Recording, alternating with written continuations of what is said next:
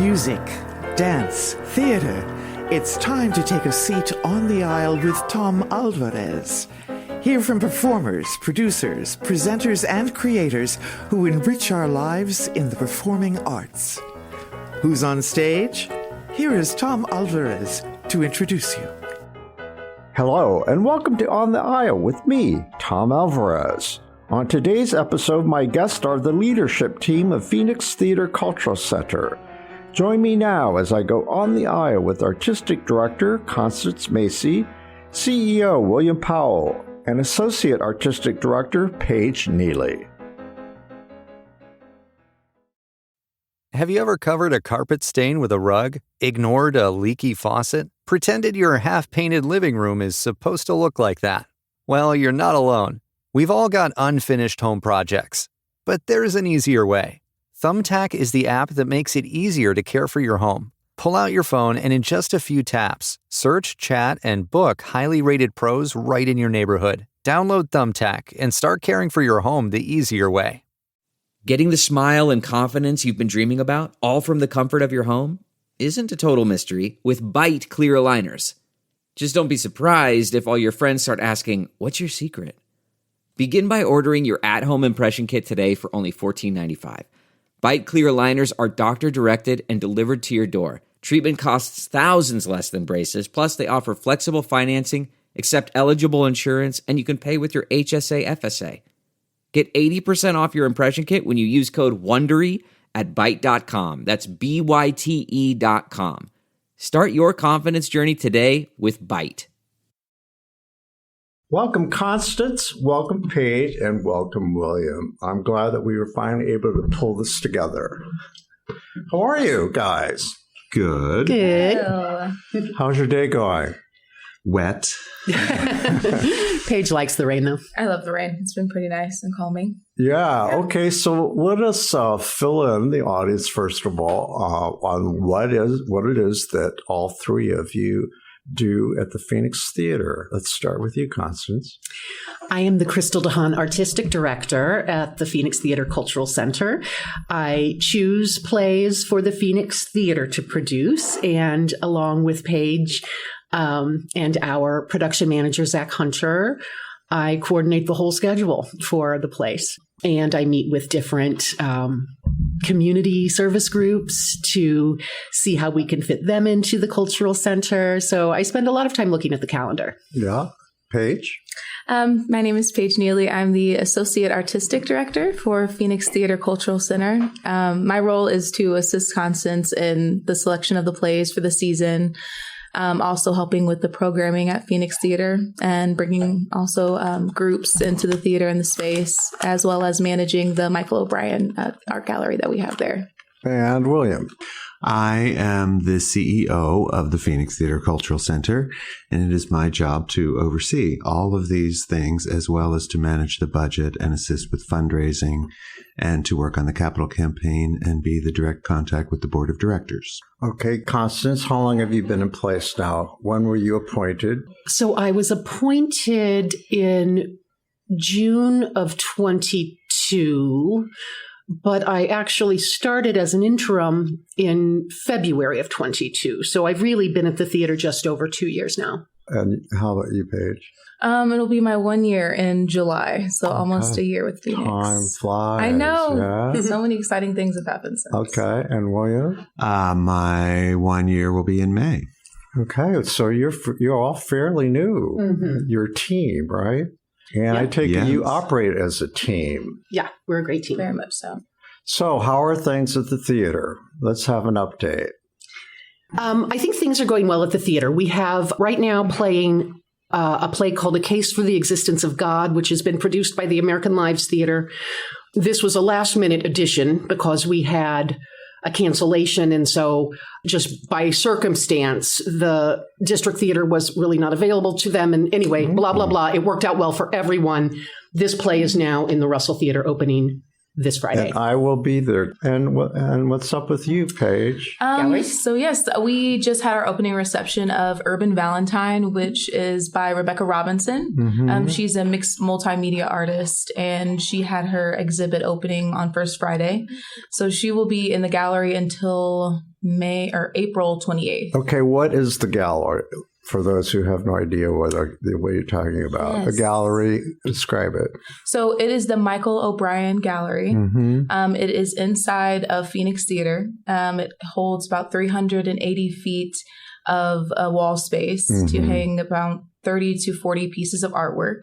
Our goal with the gallery is to have unrepresented groups, people of color, to have the space to exhibit their artwork. And I must say you've done a great job because I've seen several of those exhibits. It's very impressive. Very impressive. And I love the full-scale picture of Michael as you walk in, and there he is. It's just, what a tribute. What a great tribute. That's what I was going to add, that Jackie Knightis always tells people it's the only memorial to Michael in the town, in this entire town. Really? I'm surprised. Well, of course, anybody in the arts who's supported or been supported by printing partners, including myself, he left a great legacy, and it still continues, right? Yeah, and a part of that legacy was to bring equity to the artists. So as a part of the gallery, we don't take any commission from the artists. How do you find the artists? Or how do they find you? How does that work? Well, we are well connected now. Since we've opened this season, a lot of the artists are just from personal connections, but also visitors to the theater. It's just like a creative ecosystem. So it depends, but we get a lot of requests, which is really good as of right now. So I take it word spread too. Yeah. Huh? Very fast. Yeah. That's when great. I first came in, I didn't know anything about curating the gallery. This was before I had Paige, and before I had Paige on staff. She's not my daughter. Adopted. Yeah. But so I was scrambling a lot going, does anybody know anybody that wants to put up art? But now that we've had some good shows and some good events in the gallery, they're sending us their stuff all the time, wanting to exhibit there. And, I love the fact that this gallery is part of your overall vision for community use of the whole theater, right? And that was intentional. To bring that dimension into it, to visual arts. I think at the old church, there was always some art. Yes. Right? On the walls in the little lobby space. But it wasn't like a stop on First Friday per se. But I think now the Michael O'Brien Gallery is its own. And is it a stop on First Friday? Cool. Yeah. And are the artists able to sell their work? Yes, they do. They do sell their work, and we don't take any commission from it. No, so right. They take the complete. Well, that's wonderful. So we just direct people to the artists. For a long time, artists began to feel exploited by these restaurants. Here, let me hang your art so you can get exposure. But it never went anyplace, They didn't consciously promote it. It was just part of the decor and all. So this is dedicated space. And so have you found like regular buyers, people? Do you have people that who come into the theater for shows and have gotten accustomed and they actually purchase art regularly? Well, for Rebecca, she sold 6 pieces on her opening night, and the majority of the audience were invites from people that she knew, and then as well just from traffic from First Friday. And then we do get a lot of traffic from the productions, like the patrons who come to the show, so they're able to purchase those as well. It just depends on the artists that we have in the gallery, but I think a lot of the traffic comes from First Friday. Okay, so let's talk about theater. Constance, how are things playing out for you? You're a noted actress. You're well known in the community for your performances on stage. How have you settled in? I interviewed you not too long after I remember you were appointed, and I asked you questions, and at that time you were sort of getting the lay of the land, if you will. And I asked you for not predictions, but what some of your short-term and long-term goals were. So give me a state of the union, if you will. Okay, good. Yeah, I think when we talked that day, we were still very much in the throes of, we have got to do better for our artists of color. We as white people, right, have got to be better. And so I remember talking a lot about that with you that day. And I have to say that I feel like we are doing the good work. Since then, we have created this beautiful collective that includes an all-Black company. We have become good friends with the Latino film dreamers and a lot of underserved groups. We are very involved with Speak Up, which is a group that serves the homeless. cause. And William, what do you want to add? Anything else to that? That's new for me. I've not heard that. Yeah. Tell me more about when you that. talk about Speak Up, William. Well, I was going to say one other thing, which is what we've been working really hard to thematically have what we call trail talks, to have discussions about the topics that are represented on the stage. And Speak Up is a project of corporate supportive housing. And they work with formerly homeless people to do training for public speaking, to allow them to affect change on a government level by being able to speak in front of senators and state representatives and hopefully affect change in housing policy. Okay. Right. We also have worked with the Immigrants Welcome Center. Anyway, we have a lot of partners now, and I feel like people are noticing the good work that we're doing at the Phoenix. And I have settled in. You know, when we were first talking, I had only been there a few months, and I was flying by the seat of my pants, really. But I feel like I've got a handle on things now. I love the job. I was just talking to someone. So Indy Shakes is in the building rehearsing Julius Caesar, which is going to be next after the American Lives show. And I was talking to this young actor that is playing Casca. And I said, I played Casca once. And he said, well, are you acting now? And I said, I don't really act that much anymore. And he said, do you miss it? And I said, I miss it a little, but I love being here amidst all of this all the time. This is giving me so much joy. So, yeah, I think things are going well. What do you think from your experience as an artist, a working artist? How does that inform your, shall we say, you're an arts administrator now. How does it inform running this business? And I'll ask William about how you two overlap, because I know that happens when you're in your two roles. So tell me about that. Well, I mean, as an actor, it's all about being honest and living honestly in a situation and living honestly in the moment. And so I feel like I'm pretty much an open book, right? I'm pretty blunt about things, which was, I think, a little shocking to my board of directors at first. But they've gotten used to me. And I think I have really created a fun and happy place to work and be. The team seems to all really love each other and feels proud of the situation. And would you say also that having been a working artist, that you're a professional equity actor, would you say that gives you a special perspective as far as being an artist advocate? You advocate for artists. I do. Intentionally. I do. I have managed to get the artist fees up, Oh, really? We no longer pay just the bare minimum for equity, and we pay non-equity the same weekly salary that we pay the equity actors. As you know, though, the equity actors end up costing us twice as much because of all of the other stuff, but everybody's taking a small home. thing. Do you call them fees as opposed to salaries? Well, for the actors, for the actors, it is a salary, but for the designers, I would call it a fee. But you don't use the word stipend. No, not a stipend. Okay. A stipend is not fair. Yeah. Okay. A stipend to most people is sort of like, it's sort of a... Yeah. Will you get on Zoom and read this play with me and I'll give you a $50 stipend? Okay. Yeah. So words are everything, aren't they? They are. It's sort of like the restaurant saying, hang your art here and we'll get you exposure. Yeah, that kind of thing. It's kind of patronizing in a way. It really is. And it's devaluing what these people are doing. Yeah. So and I still feel we could do better with the directors and designers as well, but we are moving in the right direction. I think we talked at length, or did we not? Pardon me, but I've been very interested in what was unleashed by the unfortunate things that happened during, the pandemic. But a lot of good came out of all that turmoil and that controversy. And I have seen the arts have always been in the vanguard of change, always. Theater especially, But after Black Lives Matter and all the activism that came out of that, I could see it. The theater was doing it not only nationally, but here as well. The Phoenix and IRT and other professional, I was beginning to see people of color on the stage, not many behind the scenes, though, but then ever since that. it would seem to me, it appears to me that it has moved to a point there's no return. And I'm loving seeing all of the Black and Latino, not as many Latinos, and I hope that over time, that's going to take some time.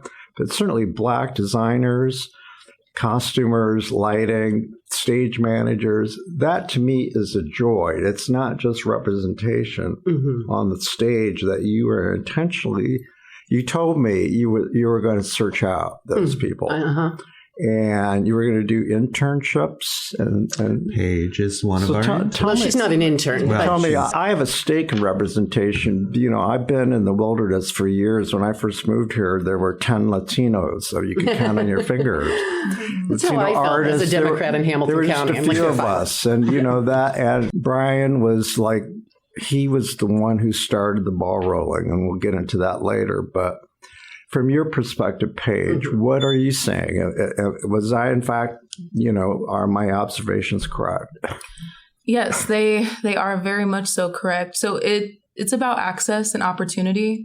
And I think the theater organizations and like structurally as a whole, they're coming to a point where they're realizing we need people that represent the community that we serve, not only like on staff, but in the stories that we're telling on stage. So having people of color, having Black women and Latino communities behind the stage, and like you said, lighting, directing the shows, as well as being the forefront of the theater community is a big deal. And I feel like the theater community as a whole is finally taking on to that and giving the opportunity and access, because you don't know, like I feel like being in the theater community and starting this job with Phoenix, it was able to open my eyes to a whole different world of being behind the scenes, since I'm also an actress as well, and also how to manage a theater company. So my personal experience with Phoenix has allowed me to grow in different ways. So I feel like access and opportunity is what, you know, these theater institutions are leaning more toward, and also community representation. What is your arts administration background? I knew you were an actor, but you ran a theater? No, I've never run a theater before. Okay. So this is my first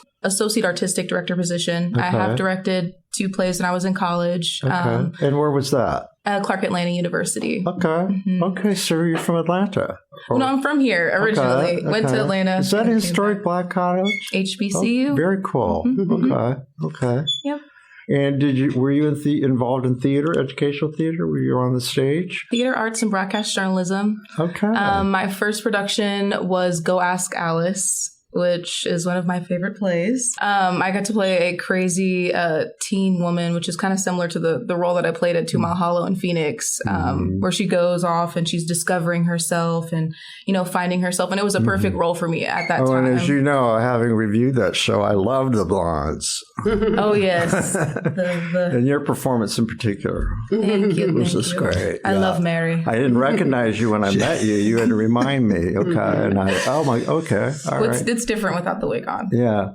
So, William, crazy. What role do you play in representation? You pay the bills, don't you, in a way? Well, in a way, yes. But, I mean, I think we all work together to make sure that if we're going to tell people's stories on the stage, that we allow them to tell them themselves. So we try to give as many opportunities as we can to people of color and people that have been underrepresented to tell their stories in their own way. Well, you played a part, though, in what Constance was talking about, raising the salaries and all of that. That's part of it. Correct. And a big part of what I had to do was restructure the organization for sustainability purposes when I arrived. And we have achieved that. And we have a very good, cohesive, hardworking, efficient group of people. Well, there was big news for you and lots of other organizations recently when Crystal DeHaan's estate made a gift to all of you. She shut down her foundation. How much did you all receive? We received, as part of our Ignite Capital campaign, a $1.323 million endowment as part of that campaign from the DeHaan Foundation. Okay. So that will provide, on an ongoing basis, the operating revenue that the foundation used to support us with annually. Okay. Okay, so did a portion of that went towards your capital campaign, which you yet to finish but hope to soon? Correct? The entire thing went to the endowment portion of the campaign. Okay, so, yes, I see. Because right now we're at about 5.23 million of a $6 million campaign. So you got some breathing room, right?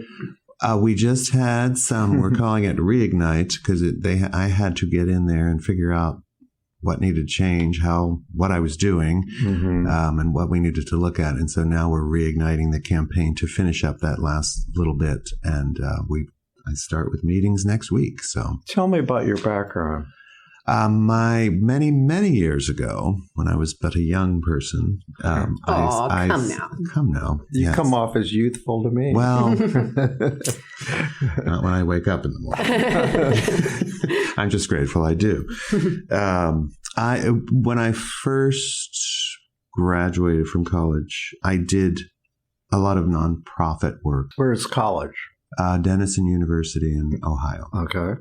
And I worked in Elkhart County as a county court interpreter and also did fundraising for a small organization called La Casa, which did community economic development and worked with settled out migrant workers. Really? Yes. I didn't know that about you. He's very fluent in Spanish. Yeah, I heard that. I heard that you have a group of you. You go out and what's it called? The lunch group? It's just our lunch. It's 2 board members and I and Martha O'Connor being one of them. And Helmi Banta. Okay. And we speak Spanish the entire time. And the lunches keep getting longer and longer. And raunchier, I hear. And we had a dirty word session last time. I'm on a quest to finally learn Spanish, so I hope you'll invite me sometime. Of course. You know? Well, Helmi is a native speaker because she was raised in Panama. And Martha was born in Nicaragua, but was that kind of group of people when they came to this country weren't supposed to speak their native language. Yeah. So she and I have talked about all that, so we have share something in common.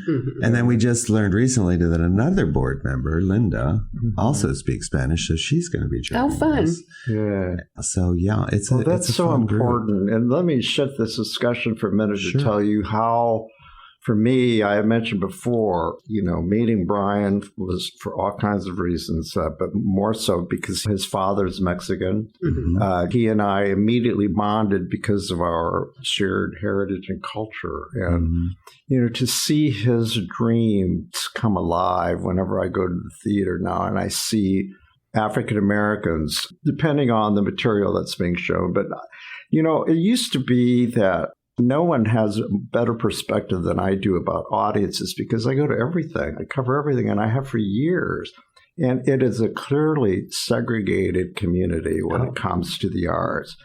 You rarely see, except like at the Palladium when there are jazz groups, where you see black and white audiences. It's just the simple truth as far as I'm concerned. But I'm beginning to see more integration at the Phoenix or all black audiences, which is great, depending on the material. But also, the Latino, the film premiere, it just was so refreshing, and it was emotional for me to see all of these Latinos come out of the woodwork to support those filmmakers.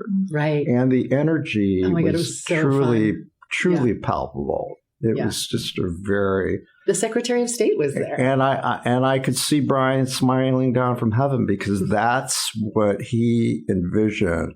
And he was the first to present plays by Black playwrights, Latino playwrights. And so you guys are doing it as far as I'm concerned. Yeah, I was talking, we had a trail talk around our 40th birthday, the theater's birthday. And it ended up being... because of the people that participated, it really kind of ended up being a conversation about the evolution of people of color in the theater here in this town. And I remember Bill Myers talked beautifully about how, back at a time when other theaters had to meet with their board of directors to see if Bill Myers could play the teen angel in Grease, right?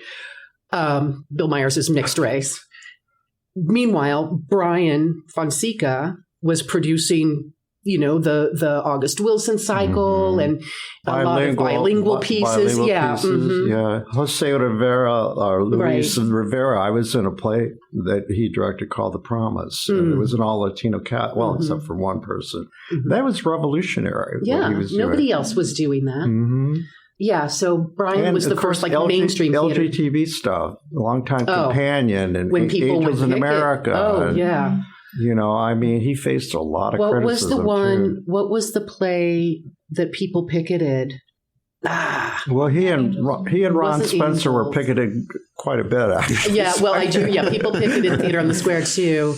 Yeah, because people didn't want them doing these. It's like, well, just don't come. But no, they didn't want them done. I think that Brian single-handedly, with his vision, he educated a couple generations of Indianapolis and got us to a point where we could finally feel like we were sophisticated.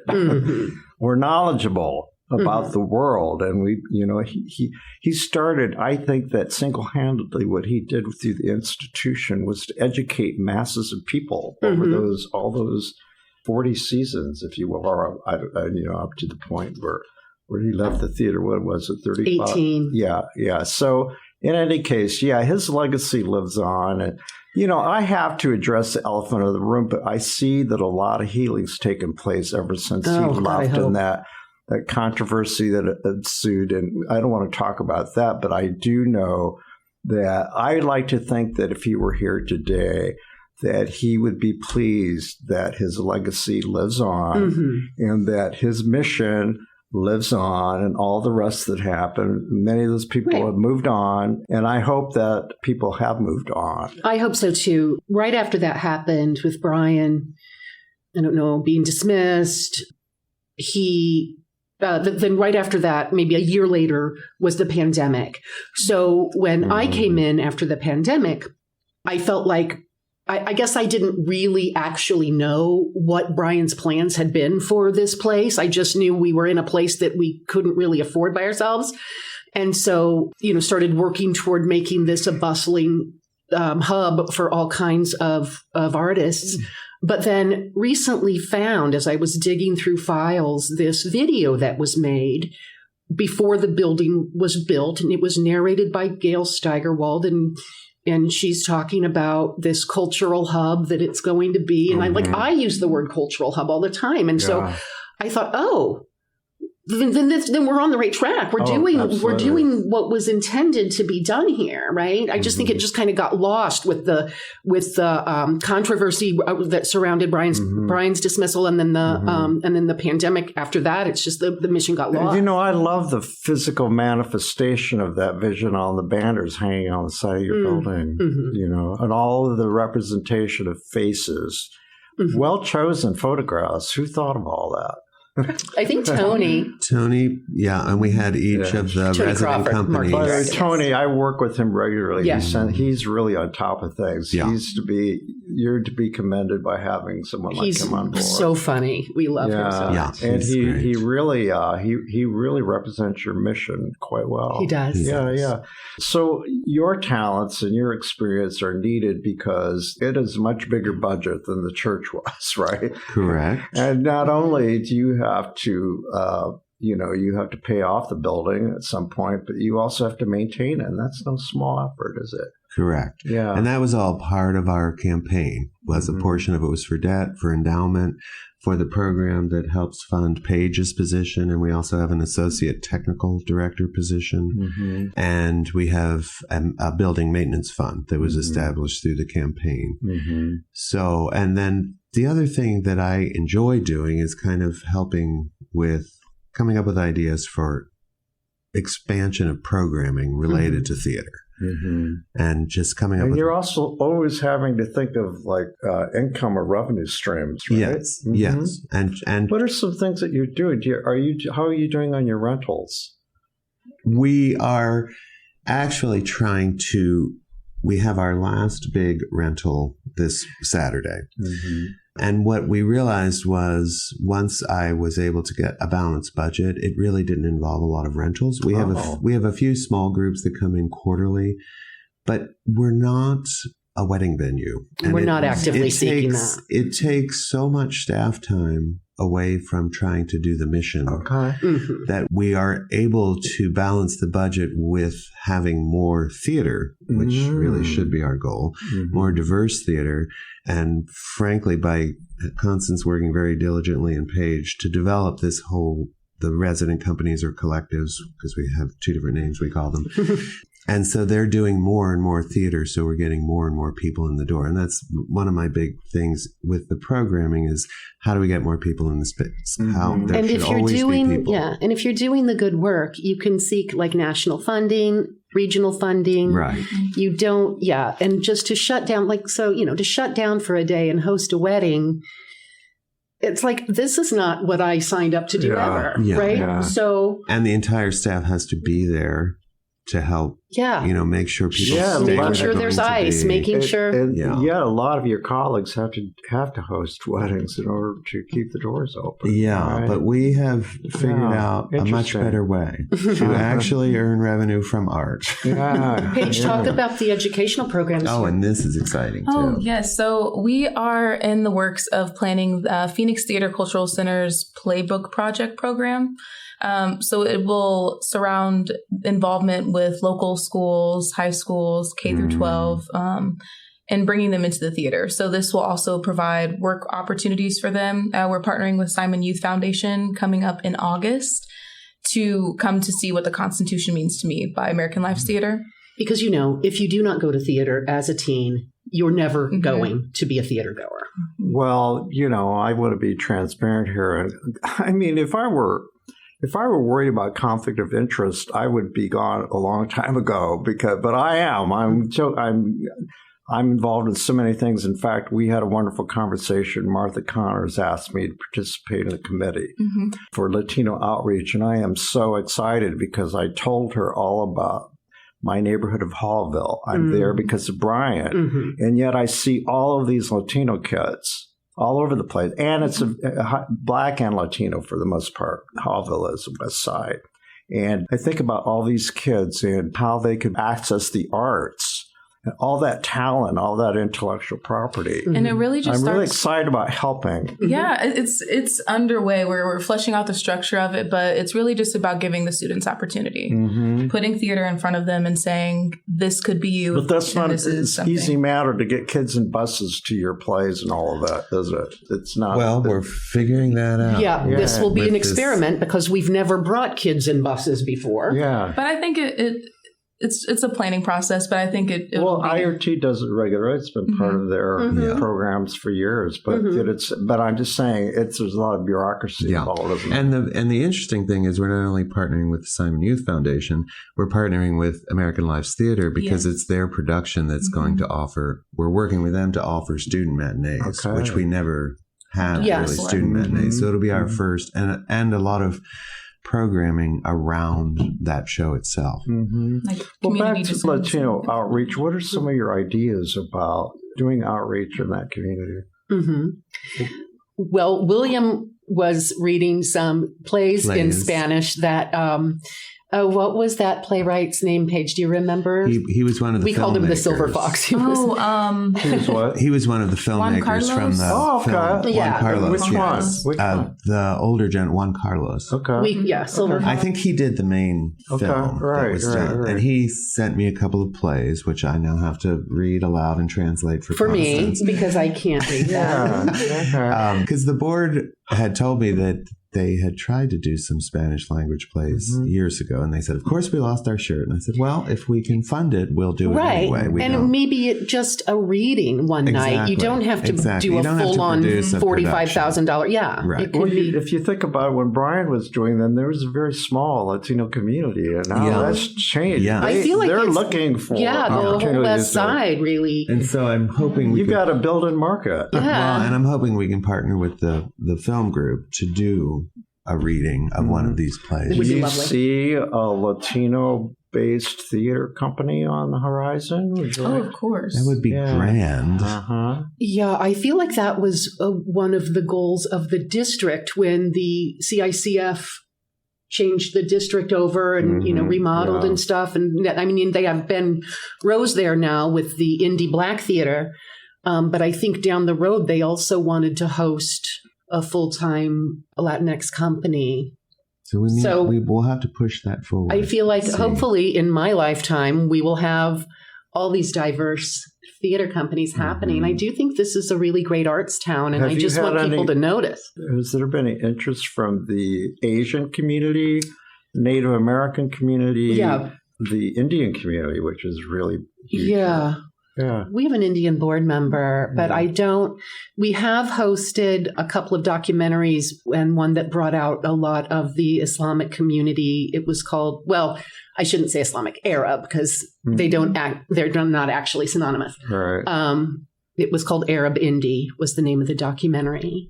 When we did 2 Mile Hollow, because that playwright was Asian, the original production of that, she just wanted the family to be anything other than white. But when she first produced it in Chicago, they were all Asians. Okay. And so that did get some excitement, and we had some Asian folks audition, and Ian Cruz ended up going on for Jay Fuqua, I think. Yes. But yeah, I haven't, I'm still stymied when, I read a play and it's like, okay, well, this is a Native American character. I'm like, oh, do I know any Native American actors in town? I'm sure there are, but I just haven't met them. And I think the first step in that is what we're doing, which is trying to do not just theater work, but cultural engagement with these various cultures in the center, and trying to bring programming in that may not be a show, but it'll be a trail talk or a conversation. Or having them in the gallery, because we do have a lot of Asian American artists, multi-mixed media artists that'll be coming in the next couple of months. So hopefully we'll forge that relationship and move that forward on bigger programming. So you all realize, like I pointed out before, that the city, it's been billing itself, promoting itself as world-class, but it never, as far as I was concerned, it never lived up to that. But slowly, I feel like this community is finally reflecting its demographics. Do you agree? Finally. I feel like, well, unfortunately, for most of the country, it took the brutal murder of a Black man to make this happen, that we all watched happen, right, because it was recorded. But I do agree with you. I think we are, and people still say India, no place. And I'm like, that's not true. That is not true anymore. No, I concur with you. Those people who have that mentality, they don't get out very much. No, and they won't come downtown. And I think they're a minority, really. Yeah. But moving forward, Constance, now I can ask you this question. Now that you've been in the trenches and you tested some of your theories about managing or the artistic vision, what do you think is realistic? And I'm sure you guys have a strategic plan. What's your artistic strategic plan? And then I'll ask you about the financial one, William, or maybe they overlap. Always. Well, we are actually whatever she wants to produce, you're going to have to pay for it. Okay. Yeah. We've been working as a group. We've been having meetings because we're working on our new strategic plan. So we're doing our part of the strategic plan about programming. Which comes first, the chicken or the egg? The chicken. Always. Yeah, I think you have to have your artistic goals in place, and then you look for ways to fund them. But yeah, I think we've been talking a lot about what we have going well for us, which is the diversity of the collective. And, what are our weaknesses? And that's usually limitations in funding. Or groups we haven't reached. Right, exactly. Fully. Yeah, limitations in demographics within our audience. And I think we're doing pretty well on stage. But as you said, like backstage, I would love to be able to work with more designers and technicians and backstage people, stage managers of color, diverse backgrounds, because I think right now it's just the designers are elite. They go to school for it. They go to college for it. They usually go to grad school too. And then if they're, they usually pursue their work in bigger markets, right? So there's a gap in the matriculation processes. Exactly. We're still waiting for those high school Latinos and African American kids to get through high school to find supportive teachers. Right. And maybe get to work within the theater and then pick colleges. Right. Exactly. And get trained. And we talk about that in our planning sessions about what kind of training program is there to expose kids that may have this natural talent that they don't know, and then how to help encourage it. I would love to see kids like from Shortridge or neighborhood schools, come to shadow like stage management and stuff like that. Stage managers, we have to use equity stage managers, Actors Equity Association. And there is a shortage of those in Indianapolis. Like I talked to Janet about it before she retired. She's like, we have trouble finding stage managers locally as well. And so, that's one area. But IRT, as you know, I mean, they have the budget to support it, but a lot of their designers are Chicago-based. Oh yeah, they bring designers. They travel all over the country, right? David Dreyfuss, who's I love David Dreyfuss. Town. Yes, he'll be on this podcast, and I can't wait to talk to him about his experience. Yeah, he's a wonderful stage manager. For those people to make a living, they have to travel, especially those in the regional theater, right? And, their credits are extensive. Right. They've worked in California. They've worked on Broadway. They've worked everywhere. Oh, yeah. Yeah, I saw David Dreyfuss at our last play, and I Will Follow by Bennett Ayers. And I said, so are you going to, maybe you could come and stage manage? But no, he's retired. He's totally done. Well, yeah, I don't know. He could be talking.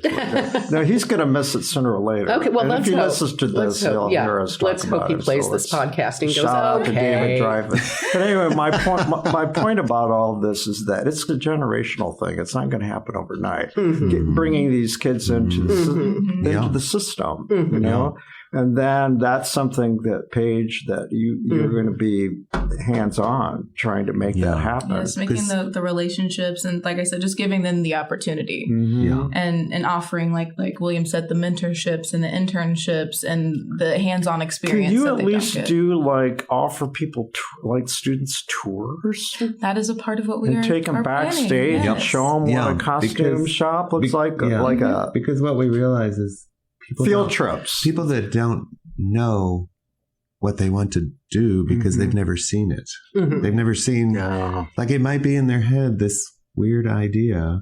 And until they have that aha moment when they're touring backstage or seeing how something's working and they go, I want to do that. I remember, was it last fall? This young lady came in from Pike High School for a day. And, a young African-American girl. And she was just kind of awkward in the morning. But then when Paige arrived, it's like, here's this young, pretty Black woman. That looks like me who's doing something in this space. And she lit up. I just noticed a change in her when she met you. Well, I don't think that white people sometimes understand what all that means. You hear that a lot now. People who look like me. Right. People who look like me. Because we've when always I'm in the had audience and I finally see people who look like me, I'll probably go back. It's simple. It's all about feeling welcomed, right? Isn't that the secret to all of this we're talking about? And to seeing your story or your experience. Well, even I've noticed your customer service, if you will. That counts for a lot in helping minorities or marginalized people who are intimidated by the theater or the ballet or the opera or anything, or the arts, the performing arts. And so the customer service is really crucial. Respect.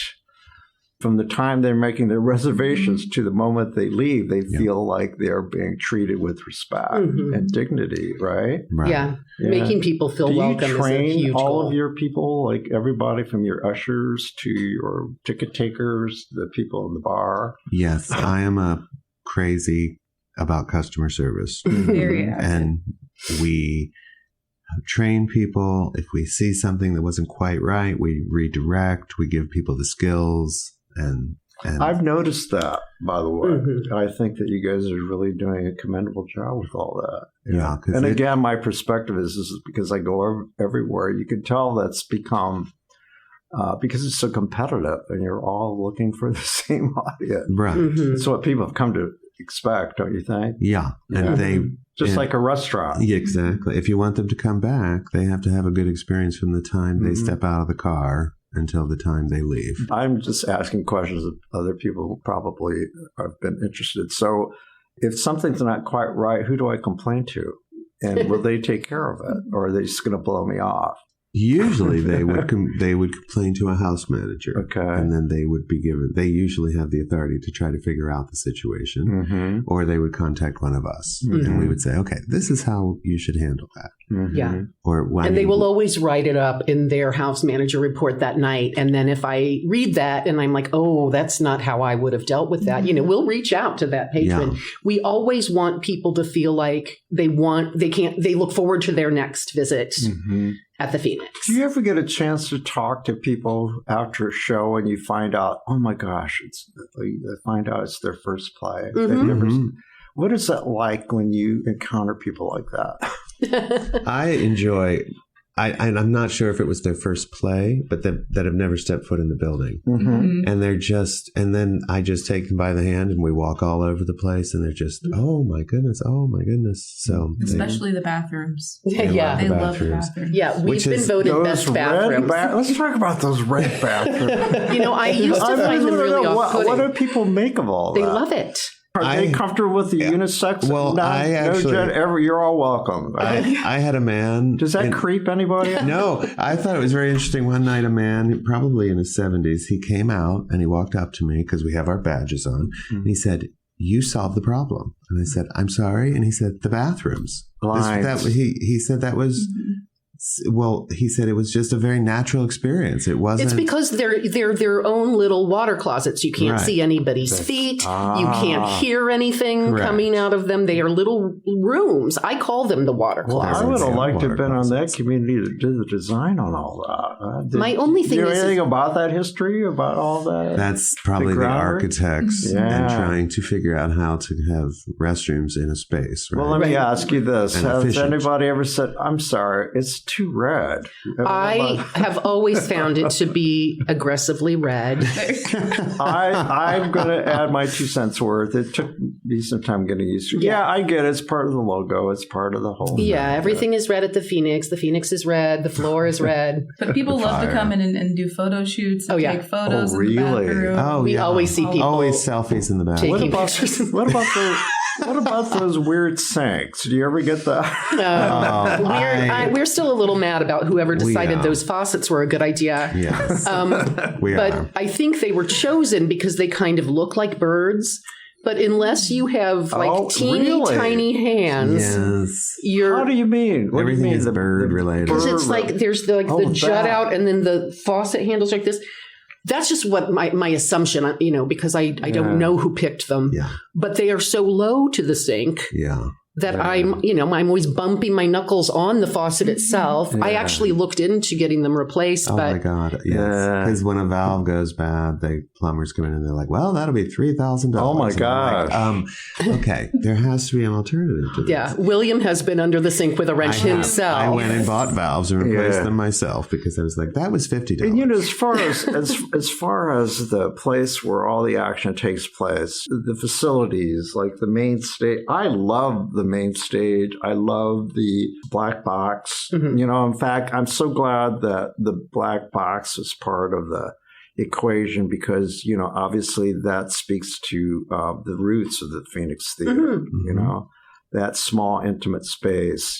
And so it truly is. Experience a lot of magic in that black box in ways that I'm not on the main stage. It's a different beast. It's a different, There's so many things that you can do with the Bastille. We've had Jay Lee, who's come in and done like a very personal, intimate piano concert. Have you considered doing any performance in the area where you do the parties or the big meeting room? Have you considered using that space for any kind of performance? You did do a performance in. Well, I had to do Panther Women in there because of equity rules. Because of equity rules. So we had originally planned to do India Nicole Burton's play in the park, outside on the outdoor stage, but it was like 100 degrees that weekend. And the set designer for that was like a found objects artist anyway. And so I was like, well, what would happen if we brought it inside? And she was very excited about that. Are we talking about the room that I just... the big... meeting room where you can change the walls? Yeah, that room. So we ended up doing the Panther Women in... Is that a rehearsal space typically? Okay, go ahead. Yeah. Because we couldn't put Panther Women on the stage in either the Black Box Basile Theater or the main stage Russell Theater, because Actors Equity requires that a certain percentage of the actors on those stages, if we're producing, have to be members of the union. And I didn't hire union actors for this because I thought we were doing it outside. And so anyway, we did that show. We set up, I think, like 300 chairs in that multi-purpose room. Wow, you can put that many people. Oh, yeah. It's a big room. And it was great. It was great. And I don't know if you know this, but that room was also designed so that when you split it, the one side is the footprint of the Russell stage and the other is the footprint of the Black No, Box I had stage. no idea. So that when there's a show going on and they come in to rehearse, they can set up the rehearsal in that space before until they have access to the theater. Interesting. So they can mark it all out, and it'll transfer easily to the stage. Well, they may have missed on the red bathrooms, but they certainly Hit the mark there. That's right. So moving forward, is the collective in place? All the people who are going to be part of the collective are in place? At least for the next season. I mean, I feel like it's whatever as these companies move along in their own evolution, you know, they may decide that this isn't the place for them anymore or what. But next season, we are jam-packed because American Lives Theater is producing 4 plays. The Phoenix is producing 4 plays. Indie Shakes has graduated to 2 plays. Summit is still doing 1, plus they do these, I call them If a Play Had a Baby with a Trail Talk. Yeah. Right? Staged reading, but it has it's always about some social If a play thing. had a baby. If a trail talk and a play had a baby. I love that. It's like a hybrid between That the is two. so marketable. And then, Eclipse is still doing 2. So in Emily the summer. Ristine, bless her heart, I interviewed her on this podcast, and she was telling me about the perks of having this concept and being a part of it. That you give them all their little cubbyhole, their little their office space. Well, she has, because they pay a little more, they get their own cubicle. Okay, cubicle. And then American Lives, so their artistic director, Chris Saunders, now works for us as a grant writer. So American Lives has a cubicle that's always full of furniture and props. Yeah, I hear Chris loves raising money for you. Yeah, we love getting having a lot of experience. We love having Chris. And then the other cubicle is shared between Naptown African American Theater Collective, Summit, and Indie Shakes, because they aren't ever they're rarely in at the same time. What are they reporting about the effectiveness of this concept and their own universes? I mean, I feel like they're proud to be part of this group. Is it working for them? Audiences, just sustaining? Yeah, I think the facility, it's a great facility. Financially, I guess. Parking lot, free parking, usually, unless it overflows. There are just a lot of perks about being where we are. They get to use your ticketing system. Oh, yeah, we do all the ticketing. We do all the ticketing. And our rehearsal space. I know that Tony does a great job of marketing everybody. He really does pay attention to that, does he not? Yeah. It's important to us that we market everyone equally, and then they do their own marketing. I can tell you from experience that, and I'm not mentioning any names, but other venues, are criticized because they don't seem to do it democratically, or at least their tenants don't feel that they're all getting equal attention. So in any case, I think that's really important. Well, and we don't we don't think of these people as tenants. No. And sometimes they have to get their head around that too, because we're not involved in their artistic decisions, but the ticketing, we want everyone to sell. So we're marketing because their total revenue affects our total revenue because of the way we structure this. So we want maximum capacity for everyone that produces something in the facility. And am I right? You also just want the traffic, because these people are more likely to support the other partners. Correct. Once they come into the building. Correct. Because to see the amenities. And, and to see, here's the next show coming up on the screen. So as they begin to see all the different things we offer. They just had a great customer experience. Yeah. So they're more likely to, I'm going to try out this dance concert here. Right. I'm more likely to... Relevations is another group that's been using the space. Yeah. Tell me about your board, William. The board, they're wonderful. We actually have a board member who, as of 2 days ago, is now going to volunteer in-house all summer. Oh, yeah, because she's retired now. She's retired, and she was looking for something to do, and we think it's going to be a hoot. She got her bartending license. She is ready. License. She said, I want to bartend. That's and cool. I was like, okay. And so... You can mention her name. Let's give her a shout It's out. Donna Siebler. Donna Siebler. And so I think it'll be great to have that level of involvement. And tell me who your board president is? David Josie. Oh, David. Mm-hmm. Okay. Yeah, you're pals with David, aren't you? Sure. Back when I ran the Edivine Repertory Theater. That's when we first met. And he was on the board, right. Mm-hmm. Well, great. It's great. So how long is his term? He's been there forever, This is his last year. He was there. He was there in the past. And left and came back. Mm-hmm. I think this is his last term. Yeah, I think when he came back, it was for a 2-year term as the president. So I mean, he'll never leave us, I'm sure, but he has to roll off the board after this year. And how about the venerable, our friend Frank Basile? How is he involved? He had concerns about the future of the theater, and he, I think, is extremely happy with what he sees. He has told me that, yeah. And it's always a pleasure to see him there. So, and he is also he's on our Ignite campaign committee, the Capital Campaign Committee, as sort of an advisor. Yeah. So, but he's always... But we also have on the board Roberta Tisdale from Visit Indy, and we have Dustin Meeks from Barnes and Thornburg, and Allison Smith, and... Who's your Latino representation? Besides Martha. It's not, Christiana. Say her last name. I can't remember. Oh, we're terrible people. We are terrible. Okay. She works at Eli Lilly and Company. Okay. And then we have Abhi Marat Pure, who is from India. Who also is with Lily? No, he's with... I think so, Lily. I think so, too. We're about to end this conversation, but tell me about how people can help the Phoenix. Let's talk about volunteers, for instance, and then we'll talk about donors. So do you have a volunteer organization that people can get involved in? Not really. Not really. I think after the pandemic, that never kind of came back fully because we used to have volunteer ushers, and now we really have house managers that seat people. Well, also we're doing general seating for everything, so you don't really need you don't really need ushers. Yeah, there's no assigned seating. Right. We are looking at what was the group?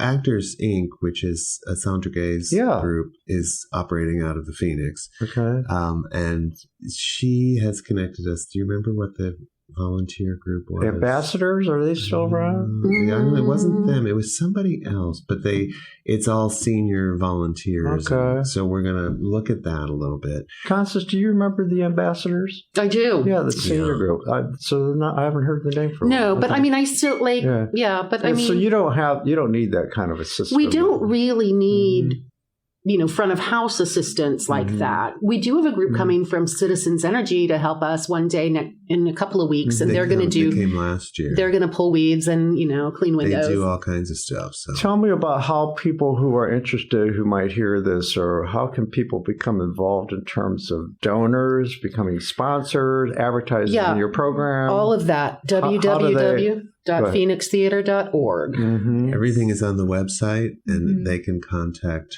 any of us directly. We're all our first initial last name at phoenixtheater.org. And I suspect that last time I looked, you have the support of all of our plethora of local foundations. We're so lucky, aren't we? We are. The Lilly Endowment and the Lilly Foundation and the Crystal Jahan and the Indianapolis Foundation, CICF, the, Clues Foundation. Well, they continue to give, but they obviously see the proofs in the pudding, right? About what you're doing with this concept, especially. It's nice to meet with them. It's very exciting. Has it helped your partners to have this? I mean, when they look for funding, they see they're pretty well connected too, I think. It speaks well for them, doesn't it, that they're involved in something like this where they can sustain without... Correct. And we also often give them the facility to host fundraisers for their own or whatever they're going to do. We give them the space to do that and give them ideas and help in any way we can. Because we want everyone to have overlap. We want people to develop theater goers. Yeah. So and theater. Paige, And what theater is your vision for the years ahead? What is your dream? What do you hope to accomplish in your role? I would say to just assist in, bringing the cultural center to the forefront and making it a cultural center in all aspects, whether it's programming, the shows that we have, and the artists that we have in the gallery, just diversifying the cultural center as a whole. And then another big goal is to get the playbook program up and running starting in 2025. So we have a lot of good things on the horizon. What's the progress of the African American Theater Company? I mean, I think they were ambitious in their first year to take on so much.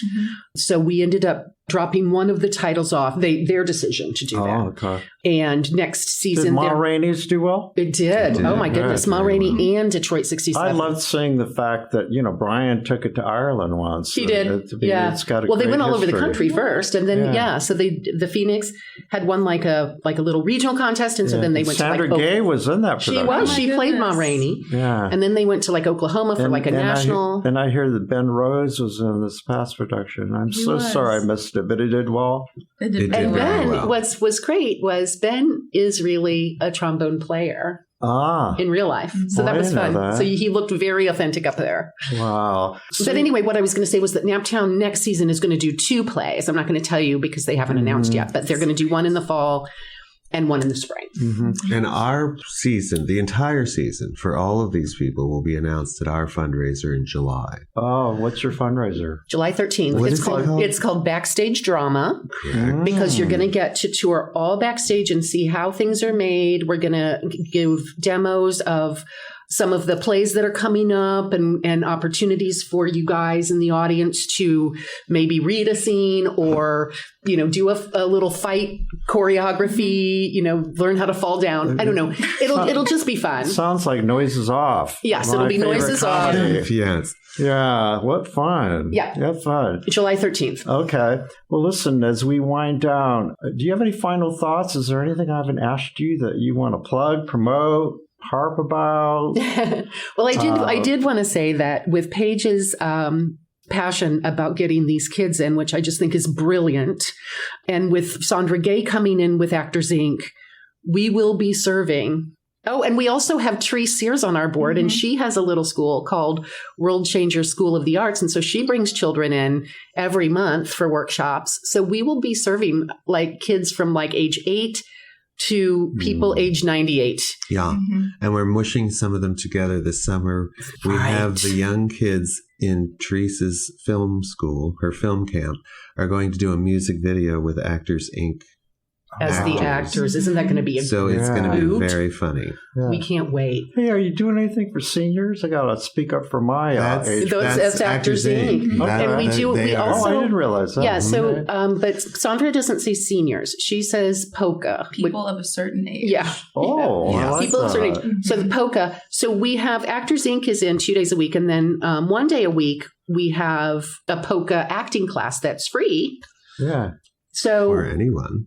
So yeah, so we're really pushing the senior thing. We want everyone to love the Phoenix. And we also do the Armed Forces acting class. Yeah, Armed Services. Okay, so tell me your website again. www.phoenixtheaterre.org. If you go to .com, that's in Arizona. And that's the wrong place. That's not us. And I you'll go get there all the lost. time. It's so annoying. We have people buy tickets for their shows. So are you on all the social media platforms? We are. Follow us on Instagram at Phoenix Theater Indie, and then our gallery page is MOB Gallery Indie. Are you on TikTok? We are. Oh, great. Phoenix Theater Indie. Oh, I bet Tony you're does doing a some great fun job. things on that, aren't you? Tony loves TikTok. Well, listen, it's been just a delight having you guys here, and I hope we covered everything you wanted to talk about. And, let me be a little self-serving. I have an investment in what you're doing because I was one of the original board members. I was there in the living room with 10 other people when Brian pitched why he wanted to do this theater and that's ask so for our special. support. So it means a lot to me when I walk into that building, and it just reminds me Indianapolis is a great place for startups, and the Phoenix is a good example of that. I was there, and I'm talking about possibilities. And Brian always said, surround yourself with the right people and you can't lose. It was so true. So true. And you guys are the embodiment of what can happen if you bring together the right people. So kudos to you all, and I wish you the best. Thank you so much. Thanks for taking the time to be here with me. And with that, tune in for my next conversation with local arts figures. And once in a while, we're going to have some big names too. Our thanks go out to our media sponsor, Urban Times. Urban Times is a monthly news magazine which serves as the official neighborhood newsletter for 16 Indianapolis neighborhoods, offering news about development, arts and entertainment, and from the business community. Who will take center stage on the podcast next? Your seat on the aisle with Tom Alvarez awaits. Follow Tom on Facebook, Instagram, Twitter, and TikTok, and make sure to visit tomalvarez.studio. Watch Tom every other Thursday on Lifestyle Live on Wish TV, and make sure to listen every week here on the All Indiana Podcast Network.